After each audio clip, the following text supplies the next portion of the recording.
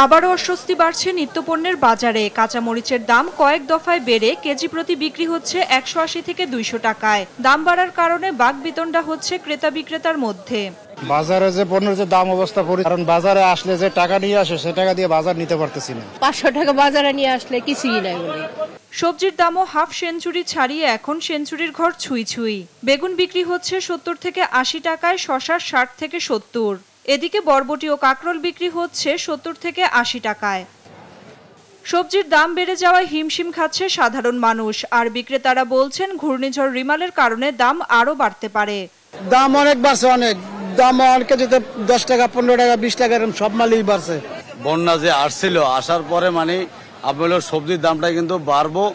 মশলার দামেও রয়েছে ঊর্ধ্বগতি। এক সপ্তাহের ব্যবধানে প্রতিটি মশলার দাম বেড়ে 200 থেকে 300 টাকা। লবঙ্গ বিক্রি হচ্ছে 2000 টাকা কেজি দরে, এলাচ 3200 থেকে 4500 টাকা, আর দারচিনি বিক্রি হচ্ছে কেজি প্রতি 600 টাকায়। মশলা আইটেমের বাজারের দাম একটু বাড়তি, কিন্তু সেক্ষেত্রে আপনার যথেষ্ট পরিমাণ সরবরাহ আছে, গোডাউনজাত মোকামজাত করা আছে। কিন্তু যারা ডিলার আছে তারা মনে করেন যে নানান রকমের অজুহাত দিয়ে অতিরিক্ত দাম হাঁকছে।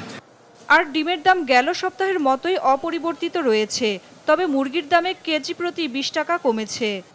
লাল লেয়ার মুরগি 350 টাকা, সব মুরগির দাম কম, বাজারে কাস্টমার নাই, খুচরা বেচা কিনি কম।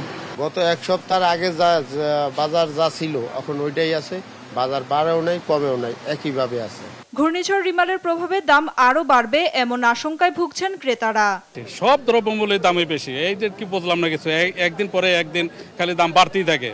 এদিকে রাজধানীর ফার্মগেটে আগোড়া সুপার শপে অভিযান চালিয়েছে ভোক্তা অধিকার সংরক্ষণ অধিদপ্তর। নাফিয়া ফারজানা, দেশ টিভি, ঢাকা।